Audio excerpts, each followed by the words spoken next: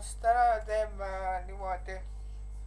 Täna on aega kommentaarig alles kuni kell 5 õhtul ja siis loosime välja, mida me võime mu kooliga seda esineja. Kas, ma ei tea, kes YouTuberid, kommentaariga YouTuberid, kas Chris Postcotsi, nagu, siis näiteks, kes veel on, H-Magic. Kutsuge enda YouTuberi, nagu kirjuta kommentaari, teeme loosi ja vaadake, kes tuleb meie kooli külastama.